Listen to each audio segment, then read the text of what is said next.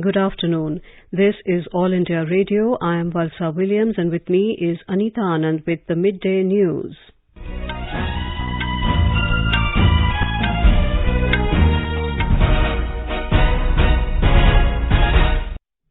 The headlines. Rajya Sabha bids farewell to Vice President M. Venkaiah Naidu on completion of his term. Lauding his leadership in various roles, Prime Minister Narendra Modi says Rajya Sabha attained new heights under Mr. Naidu.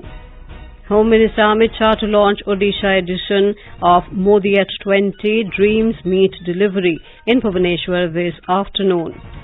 International Telecommunication Union's Regional Standardization Forum for Asia and Oceania begins in New Delhi. National Testing Agency declares final scores for Paper 1 of JEE for 2022. 3 devotees killed in a stampede at Katusham temple in Sikar district of Rajasthan this morning. NIA carries out searches at multiple places in Jammu and Doda districts against members of banned Jamaat-e-Islami in a terror funding case. Gustavo Petro sworn in as Colombia's first leftist president. And on the concluding day of the Commonwealth Games, India to vie for 5 gold medals today. Members of the Rajya Sabha today bade farewell to Vice President M. Venkaiah Naidu on completion of his tenure. Speaking on the occasion, Prime Minister Narendra Modi said M. Venkaiah Naidu's leadership ability and discipline as a chairman have led the Rajya Sabha to attain new heights.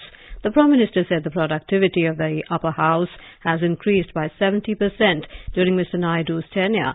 He said 177 bills were either passed or discussed in the house during the time. He said the youth can learn a lot about society, the country and democracy from the experiences of Mr. Naidu. आदरणीय सभापति महोदय, आप तो देश के एक ऐसे उपराष्ट्रपति हैं जिसने अपनी सभी भूमिकाओं में हमेशा युवाओं के लिए काम किया है। आपने सदन में भी हमेशा युवा सांसदों को आगे बढ़ाया, उन्हें प्रोत्साहन दिया। आप लगातार युवाओं के संवाद के लिए यूनिवर्सिटीज और इंस्टीट्यूशंस लगातार जाते रहे हैं। नई पीढ़ी के साथ आपका एक निरंतर कनेक्ट बना हुआ है और युवाओं को आपका मार्गदर्शन भी मिला है और युवा भी आपको मिलने के लिए हमेशा उत्सुक रहे हैं। इन सभी संस्थानों में आपकी लोकप्रियता भी बहुत रही है।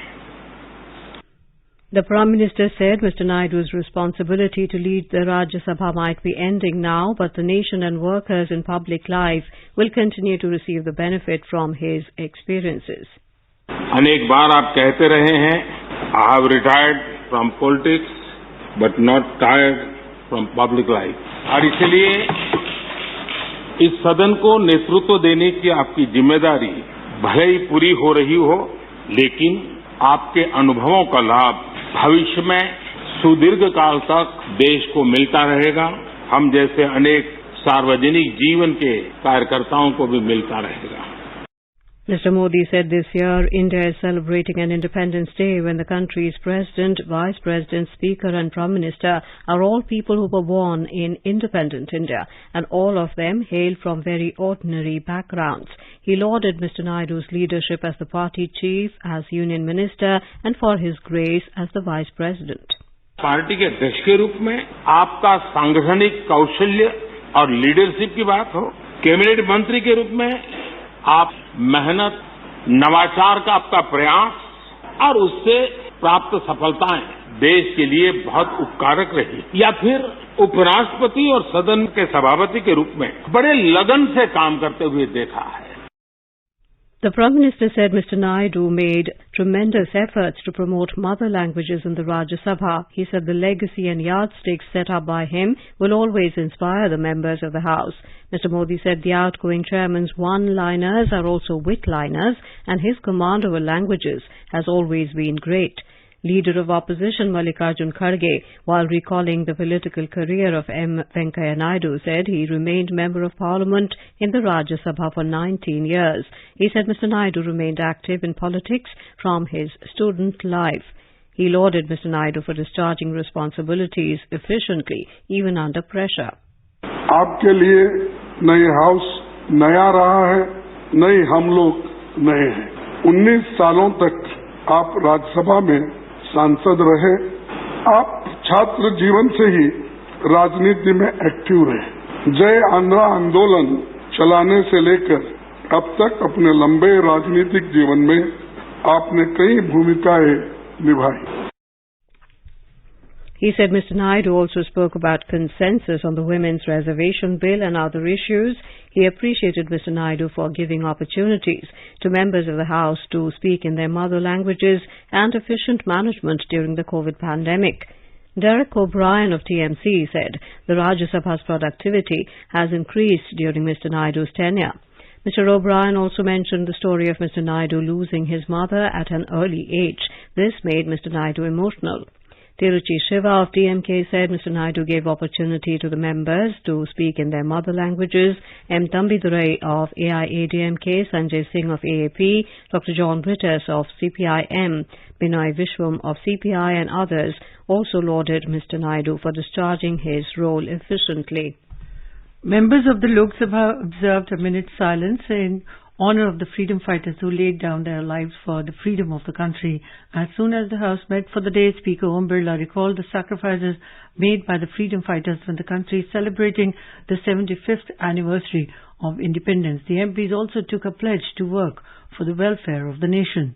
आज जब हम स्वतंत्रता प्राप्ति के 75वें वर्ष में हैं, आजादी का अमृत महोत्सव मना रहे हैं, तब हम ये संकल्प करें कि हम अपने स्वतंत्रता सेनानियों के बलिदान को स्मरण करते हुए देश में काम करते रहेंगे और उनके उच्च आदर्शों के प्रति स्वयं को समर्पित करेंगे। इस अवसर पर हम उन सभी शहीदों को अपनी श्रद्धांजलि अर्पित करते हैं जिन्होंने स्वतंत्रता संग्राम में अपने प्राणों की आहुति दी।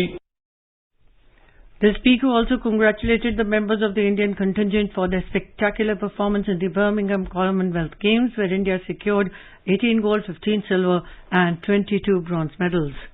Minister of State for Labour, Rao Inderjeet Singh, today said that 20,000 cases are pending before the National Company Law Tribunal. Replying to a supplementary during question hour in the Lok Sabha, the minister said as on June the 3rd, 2022, out of 87,394 cases before the tribunal, over 66,000 cases have been disposed of, with a commendable average disposal rate of 76%. He said the government has sanctioned adequate number of posts of judicial and technical members as well as other officers in the NCLT, and the vacancies are being filled up as and when they arise. Rao Inderjeet Singh noted that 20 members were appointed last year and added that a selection committee constituted under the chairmanship of the Chief Justice of India has already initiated the selection process for filling up the vacancies existing and arising during the current year. The minister said the government has also approved engagement of sufficient number of officers and staff on contractual and outsourcing basis to ensure that the NCLT functions are not hampered due to any vacancy of regular staff.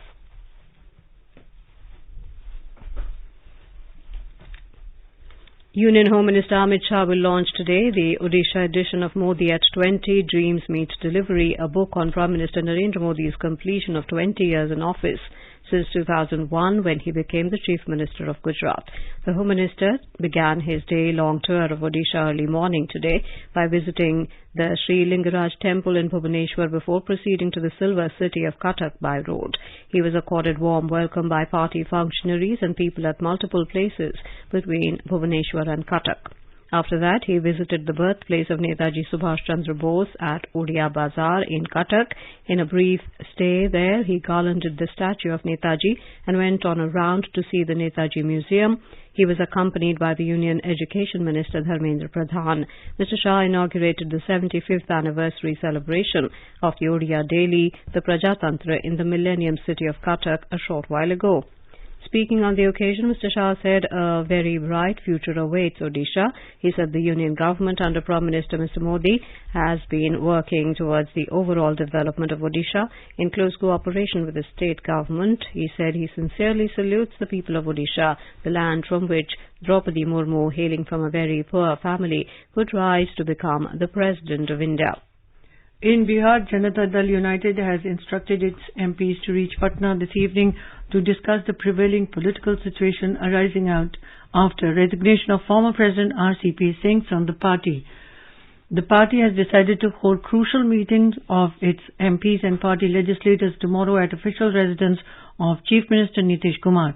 The JDU President Rajiv Ranjan alias Lalan Singh alleged that RCP has weakened party and become Union Minister against the will of Chief Minister Nitish Kumar. RJD and Jitan Ram Manjhi have also decided to hold party legislators meeting in Patna to chalk out their political strategy. The Congress has convened a meeting of party legislators in Patna today to discuss the political situation. JDU President Rajiv Ranjan categorically said the party has not decided to join Narendra Modi cabinet during the next expansion. The JDU has 16 MPs in Lok Sabha. Senior BJP leader and Union Minister Ashwini Kumar Chaubey claimed that NDA in Bihar is intact.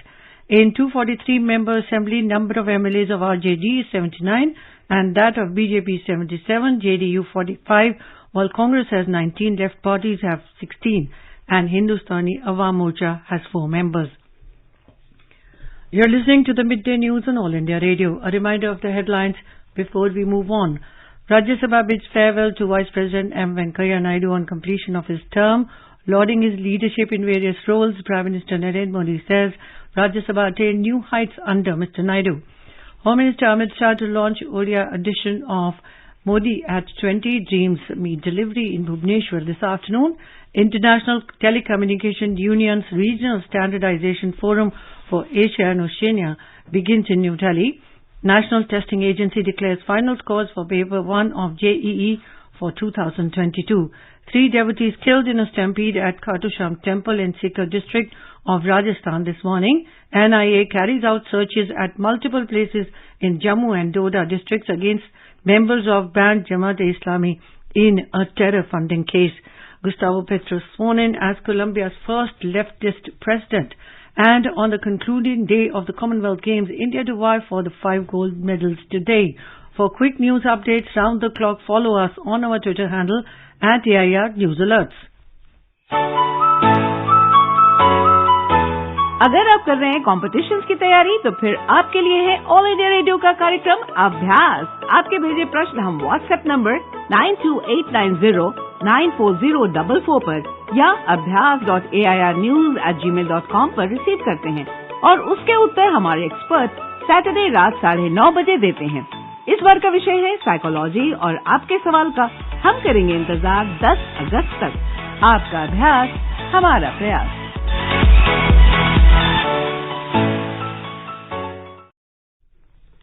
Welcome back to the Midday News. Minister of State for Communications Devushin Chauhan has said the country's telecommunications network is the second largest in the world with the most cost-effective rates. He said this growth has been spurred by the market-friendly policies of the Union government. Mr. Chauhan was addressing the inaugural event of International Telecommunication Union's Regional Standardization Forum for Asia and Oceania region in New Delhi today. Mr. Chauhan stressed that India's policy in the field of telecommunications, formulated under leadership of Prime Minister Modi, is based on the 3 pillars of ease of doing business, ease of living and Atmanirbhar Bharat. The minister said the success of the 5G spectrum auction is a confidence vote of industry in government policies. National Testing Agency NTA has declared the final scores for Joint Entrance Examination JEE Main 2022 for Paper 1 for BE and BTech. A total of 24 candidates have scored 100 percentile in the examination. The NTA had conducted the JEE Main 2022 for Paper 1 in 2 sessions in computer-based test mode. The first session was conducted in June and the second in July. The examination was conducted at 622 examination centres in 440 cities, including 17 cities outside India. NTA has said results of 5 candidates have been withheld on account of using unfair means. NTA score and result for Paper 2A, B Architecture and Paper 2B, B Planning will be declared separately. In Rajasthan, 3 women devotees were killed and 4 others injured in a stampede at Kartusham temple in Sikar district this morning. Police said a large number of pilgrims from all over Rajasthan and other states had gathered outside the temple on Ekadashi today. Police said the stampede occurred when the devotees suddenly started running towards the temple after the gates were opened in the morning. Prime Minister Narendra Modi and Lok Sabha Speaker Om Birla have expressed sadness at the loss of lives in the stampede. They prayed for early recovery of the injured. In a tweet, Mr. Modi said his thoughts are with the bereaved families. In Jammu and Kashmir, the National Investigation Agency, NIA, today carried out searches at multiple places in Jammu and Doda districts against members of banned Jamaat-e-Islami JEI in a terror funding case. Our correspondent reports that simultaneous raids were underway at nearly a dozen places at the premises of JEI, office bearers and members in different parts of the 2 districts. The case registered by NIA suo motu on 5th of February last year pertains to the activities of the JEI members who have been collecting funds domestically and abroad through donations purportedly to further charity and other welfare activities, but are using the money for violent and secessionist activities. According to the NIA, the funds being raised by JEI are also channelized to proscribed terrorist organizations such as Hizbul Mujahideen, Lashkar-e-Taiba and others through well-organized networks of JEI cadres. The Lok Sabha has recommended the Electricity Amendment Bill 2022 to the Parliamentary Standing Committee for further examination. Amidst uproar by the opposition, Power Minister R.K. Singh introduced the bill and agreed to send the same to the Standing Committee for examination. The Electricity Amendment Bill enables competition in retail distribution of power by allowing use of other distribution licensees' network. It permits the entry of private companies into the electricity distribution sector with the objective of enabling competition, enhancing efficiency of distribution licensees for improving services and ensuring sustainability of the power sector. The members from opposition parties opposed the introduction of the Electricity Amendment Bill 2022, accusing the centre of encroaching upon the powers entrusted with the states in the concurrent list. The Power Minister said all the concerns raised by the members will be discussed in the Standing Committee. At this point, opposition members, including the Congress, DMK, TMC and Left parties, started sloganeering opposing the bill and demanded for division on the issue of sending the bill to the Standing Committee. Amidst sloganeering, the Speaker, Om Birla, recommended the bill to the Standing Committee by voice vote.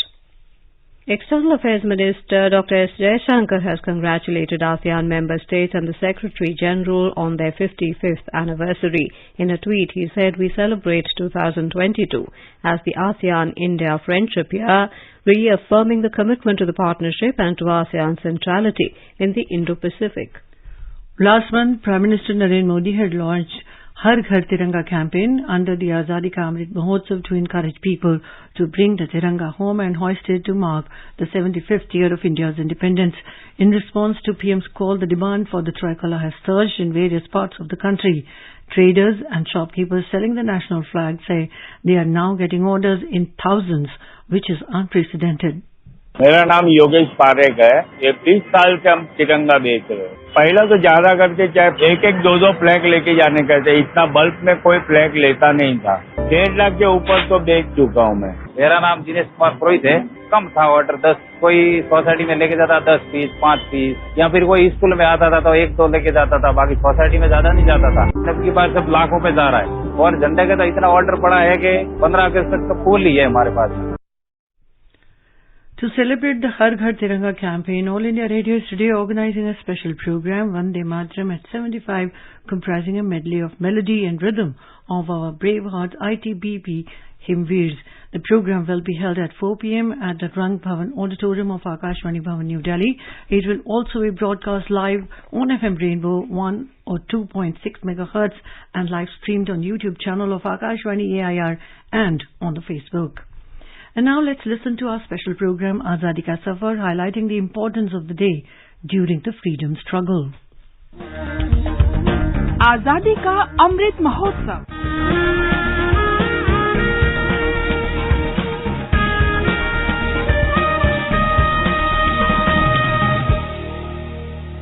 Azadi Ka Safar with AIR News. Birth of a Nation.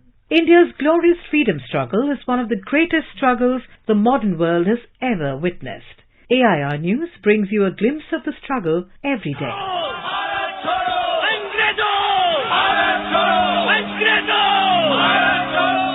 On 8th August 1942, the Quit India movement was launched at the Bombay session of the All India Congress Committee by Mahatma Gandhi, demanding an end to British rule in India.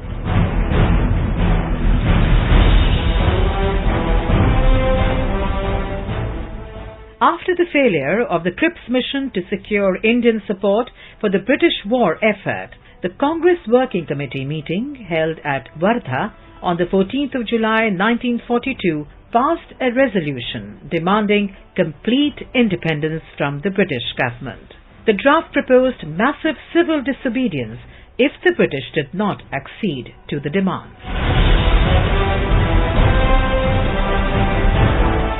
On the 8th of August 1942, Mahatma Gandhi made a call to do or die in his Quit India speech delivered in Bombay at the Gwalior Tank Maidan. The All India Congress Committee launched a mass protest demanding what Gandhiji called an orderly British withdrawal from India.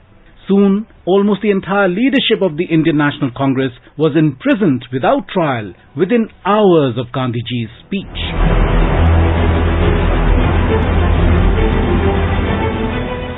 Despite the arrest of the top nationalist leadership, large protests and demonstrations were held all over the country. Workers remained absent and strikes were called.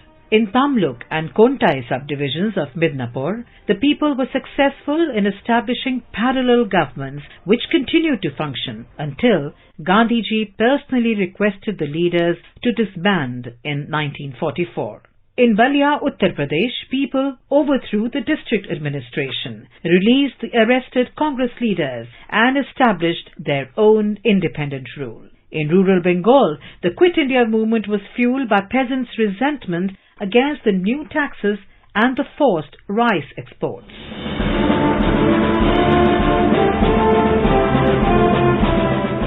The British government came down heavily upon the people. It arrested over 10,000 people. The movement was successful in making the British realize that India was ungovernable in the long run, and the question for the post-war era became how to exit gracefully and peacefully, leading to India's independence on the 15th of August, 1947. We remember Gandhian freedom fighter Titus Thevaratundayal, who died on the 8th of August 1980. A trusted friend of Gandhiji, he was one of the 78 marchers selected by Mahatma Gandhi to take part in the 1930 Dandi March.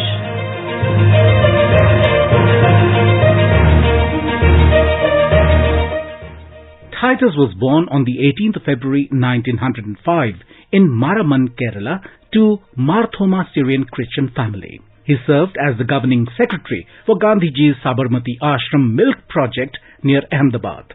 Gandhiji gave him the honorific of Titus Ji. On the 15th of March 1925, Mahatma Gandhi visited Titus Ji's house in Maraman on his way to Aranamuya. This was considered one of the greatest events in central Travancore. In and around Maraman, thousands witnessed his visit. After independence, Titus settled in Bhopal. In 1970, he published the book The Bharat of My Dreams. He was also represented in the early designs of the 500 rupee note. Titus Thevaratundayal died on the 8th of August 1980 at the Kasturba Hospital in Bhopal. AIR News salutes the great Gandhian freedom fighter.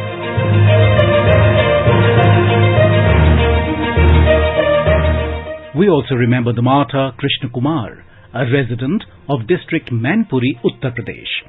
The 14-year-old took part in the Quit India movement as a school student and received severe bullet wounds in the police firing at a protest rally he joined at Bevar on the 8th of August 1942. Krishna Kumar died on the spot along with two other protesters. The Amar Shahid School at Mainpuri was later established to commemorate their martyrdom. AIR News salutes the brave sons of the soil. That brings us to the end of this episode of Azadi Ka Safar with AIR News. See you in the next episode tomorrow.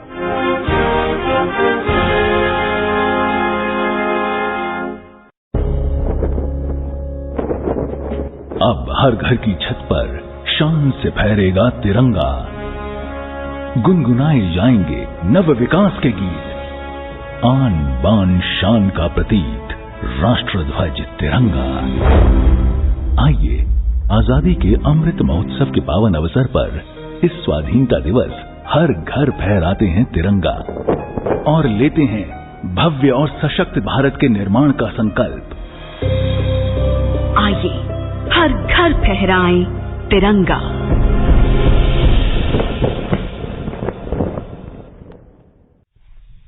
In Colombia, Gustavo Petro was sworn in as the first leftist president on Sunday. Petro, who was a former member of Colombia's M19 guerrilla group, won the presidential election in June by beating conservative parties.